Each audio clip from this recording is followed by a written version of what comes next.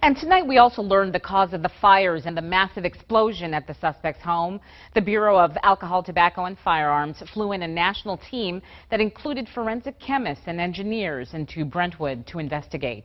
Our Adam Sexton joins us live now with what exactly they found. Adam. Well, Shelley, we were within a few hundred yards of that home when it exploded. You could feel it in your chest. It shook the ground. And immediately, everyone around us at that time started asking, was that something that happened on purpose? Was that something that the suspect set off? Tonight, state police said no, describing the explosion as an unintended consequence of the shooting and the fires. The video of last week's fiery explosion in Brentwood was seen around the world. Now, investigators believe they know what caused the blast. Bullets fired by the suspect went through the floor of the duplex and penetrated propane lines in the basement.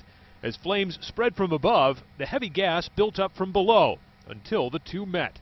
So eventually, once the gas that accumulated in the basement rose and the fire spread down, the two of them became within the explosive limits, and when the open flame hit the gas, the building exploded. The ATF sent a 19-person national team to investigate. Agents from around the country began work last Wednesday, sifting through the scene by hand. They determined multiple fires were intentionally set on the first and second floors of the home, but they can't say for sure what the suspect, Michael Nolan, used to start those fires. What exactly he lit or what exactly he utilized, there were multiple options for him in the house that we did recover of open flame devices. But at this point, we will not be able to tell you specifically he lit this item using this item to light it.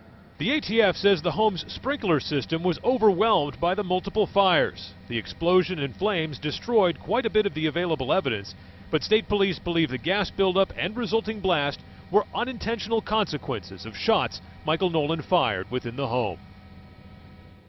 Oddly enough, on the night of the incident, we spoke with a man who claimed to have serviced the propane heating systems in this development.